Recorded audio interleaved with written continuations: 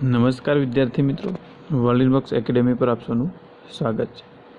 મિત્રો, આજે છે 2 ઓગસ્ટ 2021 અને આજના લેક્ચરમાં આપણે આજના કેટલાક મહત્ત્વના કરંટ અફેર વિશે ચર્ચા કરવાના છીએ કે જે તમારી આગામી પીએસઆઈ કોન્સ્ટેબલ બિન સચિવાલય તેમજ જીપીએસસી ક્લાસ 1-2 અને ડીવાયએસઓ એસટીઆઈ તેમજ પીએની પરીક્ષામાં પૂછાઈ શકે તેવા મહત્ત્વના પ્રશ્નોની આપણે સંપૂર્ણ ડિટેલ સાથે ચર્ચા કરવાના છે। તો એ માટે આપણા લેક્ચરને શરૂથી લઈ અને અંત સુધી જોતા રહેજો।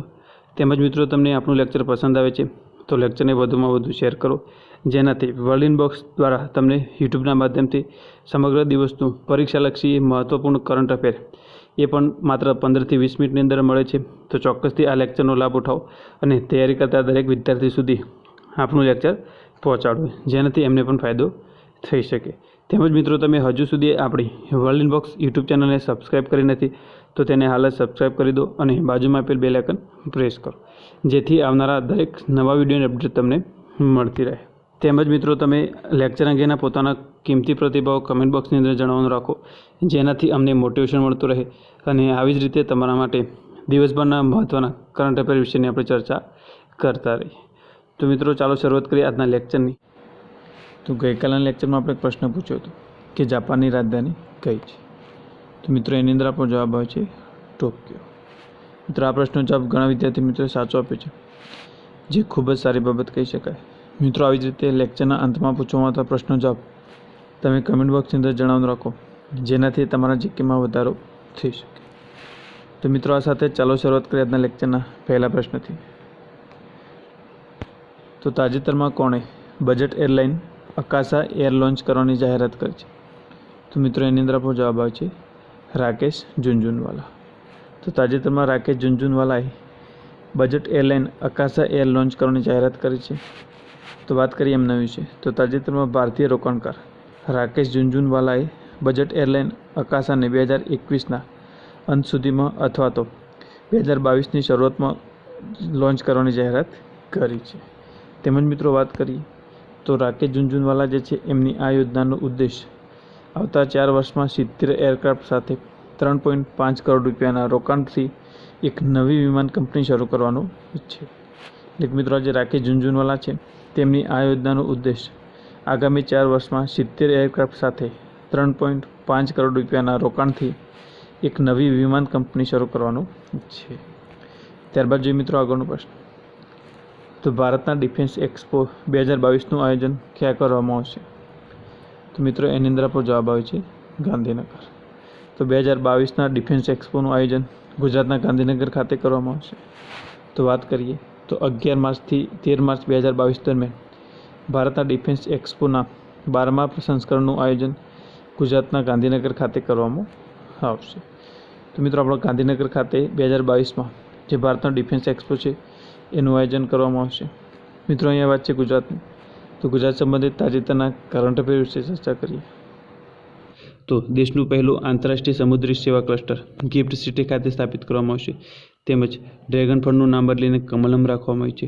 આ સિવાય બાગાયતી વિકાસ મિશન લોન્ચ કરવામાં આવ્યું છે, તેમજ ભારતનો સૌથી મોટો મલ્ટીમોડલ લોજિસ્ટિક પાર્ક ગુજરાતના સાણંદમાં સ્થાપિત કરવાની જાહેરાત, તેમજ 1 જાન્યુઆરી 2021થી ગુજરાતમાં નવી પર્યટન નીતિ લાગુ કરવામાં આવી છે। તેમજ મિત્રો, વાત કરીએ તો દીનદયાળ ક્લિનિક લોન્ચ કરવામાં આવી છે, તેમજ દેશનો સૌથી મોટો સોલર પાર્ક ગુજરાતના કચ્છમાં સ્થાપિત કરવાની જાહેરાત કરવામાં આવી છે। તેમજ મણિકરણ પાવર લિમિટેડ દ્વારા ભારતની પહેલી લિથિયમ રિફાઇનરી સ્થાપિત કરવાની જાહેરાત કરી છે। તેમજ પીએમ મોદીજી દ્વારા કેવડિયામાં આરોગ્ય વનનું ઉદ્ઘાટન કરવામાં આવ્યું છે।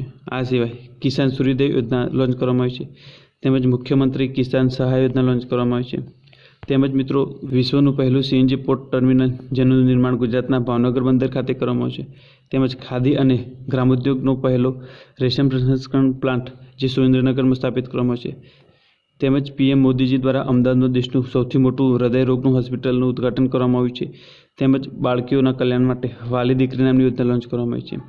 તો મિત્રો, આ હતા ગુજરાત સંબંધિત તાજેતરના કરંટ અફેર, જે તમારી આગામી દરેક પરીક્ષા માટે ખૂબ જ મહત્ત્વના છે। ત્યારબાદ જોઈએ ગુજરાતનું સ્ટેટિક જીકે। તો ગુજરાતની સ્થાપના 1 મે 1960માં થઈ હતી। કેપિટલ ગાંધીનગર છે અને ગુજરાતના મુખ્યમંત્રી વિજયભાઈ રૂપાણી છે, તેમજ રાજ્યપાલ છે આચાર્ય દેવવ્રત અને મુખ્ય ન્યાયાધીશ વિક્રમનાથ છે।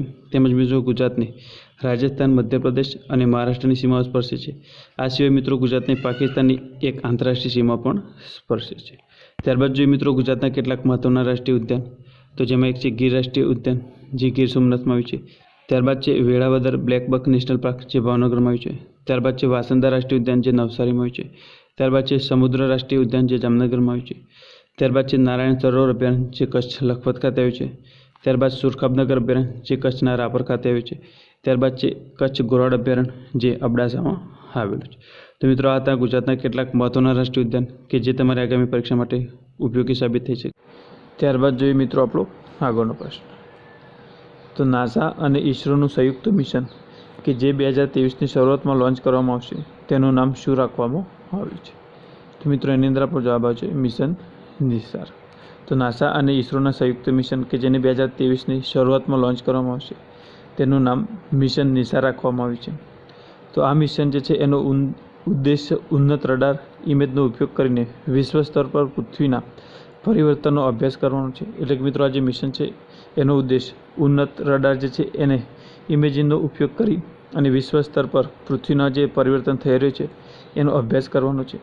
તેમજ આનો ઉપયોગ ધ્રુવીય ક્રાયોસ્ફિયર અને હિન્દ મહાસાગર ક્ષેત્ર સહિત સમગ્ર પૃથ્વીના વૈશ્વિક અવલોકન માટે કરવામાં આવશે. એટલે મિત્રો આનો ઉપયોગ ધ્રુવીય ક્રાયોસ્ફિયર તેમજ હિન્દ મહાસાગર ક્ષેત્ર છે એ સહિત સમગ્ર પૃથ્વીના વૈશ્વિક અવલોકન માટે પણ આનો ઉપયોગ કરવામાં આવશે.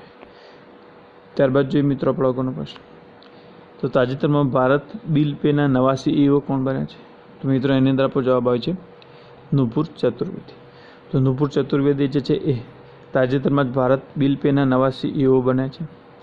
તો નુપુર ચતુર્વેદી ભારત બિલ પેના નવા CEO બન્યા છે. આ સાથે તેઓ આ પહેલાં પેયુ અને એરટેલ પેમેન્ટ બેંકના પૂર્વ કાર્યકારી અધિકારી પણ રહી ચૂકેલા છે. તેમજ તેઓ આ પહેલાં સેમસંગ, ING અને સિટી બેંક સાથે પણ કામ કરી ચૂકેલા છે. એટલે કે મિત્રો જે નુપુર ચતુર્વેદી છે તે આની પહેલાં પેયુ અને એરટેલ પેમેન્ટ બેંકમાં પણ કાર્યકારી અધિકારી તરીકે રહી ચૂકેલા છે અને તેઓ સેમસંગ, ING અને સિટી બેંક સાથે પણ કાર્ય કરી ચૂકેલા છે. ત્યારબાદ મિત્રો આપણા આગળના પ્રશ્નની ચર્ચા કરી એ પહેલાં વાત કરીએ તો વર્લિનબક્સ એકેડમી ગાંધીનગર દ્વારા આગામી કોન્સ્ટેબલની પરીક્ષા માટે એક કોન્સ્ટેબલ માટે સ્પેશિયલ બેચ શરૂ કરવામાં આવી છે અને જેની શરૂઆત 22 જુલાઈથી થઈ ચૂકેલી છે. તેમજ મિત્રો આ બેચનો ટાઈમ ટેબલ છે જેમાં 10:30 થી 12:30 સુધી રહેશે. તેમજ મિત્રો આ બેચની અંદર તમને ગાંધીનગરની શ્રેષ્ઠ ફેકલ્ટી દ્વારા શિક્ષણ તથા માર્ગદર્શન આપવામાં છે. તેમજ ડેલી, વીકલી અને મંથલી ટેસ્ટનું આયોજન કરવામાં આવ્યું છે. તેમજ દર મહિને કરંટ અફેરનો એક સેમિનાર પણ હશે. આ સિવાય મિત્રો આ બેચમાં તમને નિઃશુલ્ક રીડિંગ માટે લાઇબ્રેરીની સુવિધા પણ ઉપલબ્ધ કરવામાં આવશે.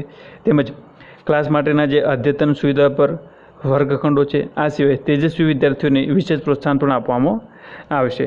મિત્રો વર્લિનબક્સ એકેડમી જે છે એ પોલીસની ભરતીઓમાં સૌથી વધુ સારા પરિણામ આપતી એક ગાંધીનગરની એકમાત્ર સંસ્થા છે. તો મિત્રો જલ્દીથી આ બેચમાં જોઈન થવા માટે તમે આપણા ફ્રી ડેમો લેક્ચર જે છે એ 22, 23 અને 24 જુલાઈ દરમિયાન આયોજિત કરવામાં આવે છે. તો તમે ડેમો ક્લાસ એટેન્ડ કરી શકો છો, જેનાથી તમને ક્લાસ અને બેચ વિશેનો તમને સંપૂર્ણ આઈડિયા આવી જશે. તેમજ મિત્રો તમે આ બેચ વિશેની વધુ માહિતી માટે આપણા હેલ્પલાઇન નંબર 7575061818 પર કોલ કરી શકો છો. તેમજ બીજો આપણો એક હેલ્પલાઇન નંબર છે જે છે 8238238787. મિત્રો આ બંનેમાંથી કોઈ પણ નંબર પર તમે માહિતી મેળવી શકો છો. તો મિત્રો આ હતી માહિતી આપણા કોન્સ્ટેબલ બેચ વિશેની. ત્યારબાદ જોઈએ મિત્રો આપણો આગળનો પ્રશ્ન. તો ઇસરોએ ઓગસ્ટ 2021માં કયા જીઓ ઇમેજિંગ સેટેલાઇટને લોન્ચ કરશે? તો મિત્રો એની અંદર આપણો જવાબ આવે છે EOS-3. તો ઓગસ્ટ 2021માં ઇસરો દ્વારા EOS નામના એક જીઓ ઇમેજિંગ સેટેલાઇટને લોન્ચ કરવામાં આવશે અને આ એક ઇસરોનો સૌથી ઉન્નત જીઓ ઇમેજિંગ સેટેલાઇટ છે જેને GSAT-1ના રૂપમાં પણ ઓળખવામાં આવે છે. એક મિત્રો આજે ઇસરોનો અત્યાર સુધીનો સૌથી ઉન્નત જીઓ ઇમેજિંગ સેટેલાઇટ છે અને તેને GSAT-1ના રૂપમાં પણ ઓળખવામાં આવે છે. મિત્રો EOS-3 છે એને સતીશ ધવન સ્પેસ સેન્ટર શ્રીહરિકોટા આંધ્રપ્રદેશથી લોન્ચ કરવામાં આવશે અને તેને જીઓ સિંક્રોનસ કક્ષામાં લોન્ચ કરવામાં આવશે અને એની મદદથી કુદરતી આપત્તિ વિશે અગાઉથી માહિતી મેળવવામાં આવશે. એટલે મિત્રો જે EOS-3 છે એને સતીશ ધવન સ્પેસ સેન્ટર શ્રીહરિકોટા આંધ્રપ્રદેશથી લોન્ચ કરવામાં આવશે અને જેને જીઓ સિંક્રોનસ કક્ષામાં મૂકવામાં આવશે અને જેની મદદથી કુદરતી આપત્તિઓ વિશે અગાઉથી માહિતી મેળવી શકાશે. મિત્રો આથી માહિતી EOS-3 વિશેની ત્યારબાદ જોઈએ આગળનો પ્રશ્ન. તો તાજેતરમાં વિશ્વ રેન્જર દિવસ ક્યારે મનાવવામાં આવે છે? તો મિત્રો એની અંદર આપણો જવાબ આવે છે 31 જુલાઈ. તો દર વર્ષે 31 જુલાઈના રોજ વિશ્વ રેન્જર દિવસ મનાવવામાં આવે છે. તો ડ્યુટી દરમિયાન જે મૃત્યુ થયેલા રેન્જર છે અથવા તો ઘાયલ થયેલા છે તેમની યાદમાં અને દુનિયાની પ્રાકૃતિક અને સાંસ્કૃતિક વિરાસતની રક્ષા કરવામાં રેન્જર્સ દ્વારા આપવામાં આવેલ તેમના યોગદાન માટે આ દિવસ મનાવવામાં આવે છે. એટલે કે મિત્રો ડ્યુટી દરમિયાન ઘાયલ થયેલ અથવા તો મૃત્યુ પામેલા જે રેન્જર્સ છે તેઓ કે પ્રકૃતિના રક્ષણ દરમિયાન તેમજ સાંસ્કૃતિક વિરાસતની રક્ષા કરવામાં જેમનું મૃત્યુ થઈ છે અને જેમને પોતાનું યોગદાન આપેલું છે તેવા રેન્જર્સની યાદમાં આ દિવસ મનાવવામાં આવે છે. ત્યારબાદ જોઈએ મિત્રો આગળનો પ્રશ્ન. તો તાજેતરમાં કેન્દ્રીય ગૃહમંત્રી અમિત શાહે કયા રાજ્યમાં એક મેડિકલ કોલેજ અને એક હોસ્પિટલની આધારશિલા રાખી છે? તો મિત્રો એની અંદર આપણો જવાબ આવે છે આસામ. તો તાજેતરમાં આસામમાં કેન્દ્રીય ગૃહમંત્રી અમિત શાહે એક મેડિકલ કોલેજ અને એક હોસ્પિટલની આધારશિલા રાખી છે. ત્યારબાદ મિત્રો આગળના પ્રશ્નની ચર્ચા કરીએ એ પહેલાં વાત કરીએ તો વોલિનબર્ગ્સ એકેડમી ગાંધીનગર દ્વારા જનરલ બેન્ચ શરૂ કરવામાં આવી છે. તો મિત્રો આ બેચના તમે ફ્રી ડેમો 22, 23 અને 24 જુલાઈ દરમિયાન એટેન્ડ કરી શકો છો. તેમજ આ બેચ જે છે એ 22 જુલાઈથી શરૂ થઈ ગયેલી છે અને તેનો સમય છે 8 વાગ્યાથી 10 વાગ્યા સુધીનો. મિત્રો આ બેચની અંદર તમને ગાંધીનગરની સર્વશ્રેષ્ઠ ફેકલ્ટી ટીમ દ્વારા શિક્ષણ તેમજ માર્ગદર્શન આપવામાં આવે છે. તેમજ વર્લ્ડ પ્રકાશનના કુલ 11 જેટલા પુસ્તકો તેમજ મંથલી મેગેઝિન એના 6 અદ્યતન અંક તમને આપવામાં આવશે. તેમજ ડેલી, વીકલી અને મંથલી ટેસ્ટનું આયોજન પણ કરવામાં આવ્યું છે. આ સિવાય દર મહિને એક કરંટ અફેરનો સેમિનાર પણ હશે. તેમજ રીડિંગ માટે તમને નિઃશુલ્ક લાઇબ્રેરી સુવિધા પણ ઉપલબ્ધ કરવામાં આવે છે. તેમજ અદ્યતન સુવિધાસભર વર્ગખંડો છે અને જે તેજસ્વી વિદ્યાર્થીઓ છે એમને વિશેષ પ્રોત્સાહન પણ આપવામાં આવશે. તો મિત્રો આ જનરલ બેચ વિશે વધુ માહિતી માટે તમે આપણા હેલ્પલાઇન નંબર 7575061818 પર કોલ કરીને માહિતી મેળવી શકો છો. તો મિત્રો આથી માહિતી આપણા વોલિનબર્ગ દ્વારા શરૂ કરવામાં આવેલ જનરલ બેચ વિશે. ત્યારબાદ જોઈએ મિત્રો આપણો આગળનો પ્રશ્ન. તો તાજેતરમાં આરબીઆઈએ કઈ બેંકનું લાયસન્સ રદ કર્યું છે? તો મિત્રો એની અંદર આપણો જવાબ આવે છે મડગાંવ કોઓપરેટિવ બેંક. તો તાજેતરમાં મડગાંવ કોઓપરેટિવ બેંકનું લાયસન્સ આરબીઆઈ દ્વારા રદ કરવામાં આવેલું છે. ત્યારબાદ જોઈએ મિત્રો નેક્સ્ટ પ્રશ્ન. તો તાજેતરમાં કયા દેશના ક્રિસમસ દ્વીપ પાસે એક સમુદ્ર નીચેથી જ્વાળામુખીની શોધ કરવામાં આવી છે? તો મિત્રો એની અંદર આપણો જવાબ આવે છે શ્રીલંકા. તો તાજેતરમાં શ્રીલંકાના ક્રિસમસ દ્વીપ પાસેના જૂના સમુદ્ર નીચેથી એક જ્વાળામુખીની શોધ કરવામાં આવી છે. ત્યારબાદ જોઈએ આગળનો પ્રશ્ન. તો તાજેતરમાં કયા રાજ્યની ફાજિલ કેરીની બહરીનમાં નિકાસ કરવામાં આવી છે? તો મિત્રો એની અંદર આપણો જવાબ છે પશ્ચિમ બંગાળ. તો તાજેતરમાં પશ્ચિમ બંગાળની ફાજિલ કેરી કે જે જીઆઈ ટેગ પ્રાપ્ત કરેલ છે આ કેરીને બહરીનમાં નિકાસ કરવામાં આવી છે. ત્યારબાદ જોઈએ આગળનો પ્રશ્ન. તો તાજેતરમાં ભારત અને કયા દેશના વચ્ચે કોર્પેટનું 36મું સંસ્કરણ શરૂ થયું છે? તો મિત્રો એની અંદર આપણો જવાબ આવે છે ઇન્ડોનેશિયા. તો તાજેતરમાં ઇન્ડોનેશિયા અને ભારત વચ્ચે કોર્પેટનું 36મા સંસ્કરણનું શરૂ કરવામાં આવેલું છે. ત્યારબાદ જોઈએ આગળનો પ્રશ્ન. તો મિત્રો આ પ્રશ્ન છે એનો જવાબ તમારે કમેન્ટ બોક્સની અંદર આપવાનો છે. આના સાચા જવાબની ચર્ચા આપણા નેક્સ્ટ લેક્ચરમાં કરીશું. તો મિત્રો એ પ્રશ્ન છે કે હિમાચલ પ્રદેશના મુખ્યમંત્રી કોણ છે? તો મિત્રો જવાબ આવડે છે તો ચોક્કસથી કમેન્ટ બોક્સની અંદર જણાવો, જેનાથી તમારા જીકેમાં પણ વધારો થશે. તો આ સાથે જ મિત્રો આજના કેટલાક મહત્ત્વના કરંટ અફેરના પ્રશ્નો હતા તેની સંપૂર્ણ ડિટેલમાં ચર્ચા કરી, જેનાથી આગામી પરીક્ષામાં કરંટ અફેરનો કોઈ પણ પ્રશ્ન પૂછાય તો એનો જવાબ તમને 100% આવડશે. તેમજ મિત્રો તમે આપણા લેક્ચર પસંદ આવે છે તો લેક્ચરને વધુમાં વધુ શેર કરો, જેનાથી તૈયારી કરતા દરેક વિદ્યાર્થી સુધી આપણું લેક્ચર પહોંચે અને તેમને પણ પરીક્ષામાં ફાયદો થઈ શકે. આ સિવાય મિત્રો તમારા લેક્ચર અંગેના કિંમતી પ્રતિભાવ કમેન્ટ બોક્સની અંદર જણાવી રાખો, જેનાથી અમને મોટિવેશન મળતું રહે અને આવી જ રીતે તમારા માટે દિવસભરના મહત્ત્વના કરંટ અફેર વિશેની ચર્ચા કરતા રહી.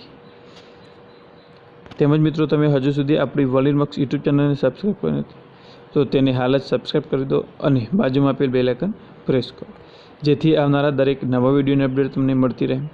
તેમજ મિત્રો તમે વોલિનબર્ગ્સને વિવિધ સોશિયલ મીડિયા પર પણ ફોલો કરી શકો છો. આ સિવાય વોલિનબર્ગ્સ દ્વારા ચલાવવામાં આવતા વિવિધ સ્પર્ધાત્મક પરીક્ષાઓના કોર્સને પરચેસ કરો તેમજ કોર્સ વિશેની કોઈપણ માહિતી માટે તમે આપણા હેલ્પલાઇન નંબર 8238238787 પર કોલ અથવા તો મેસેજ કરીને માહિતી મેળવી શકો છો. તો મિત્રો આ સાથે જ લેક્ચરને અંત સુધી જોવા માટે આપનો આભાર. ફરીથી મળી નેક્સ્ટ લેક્ચરમાં.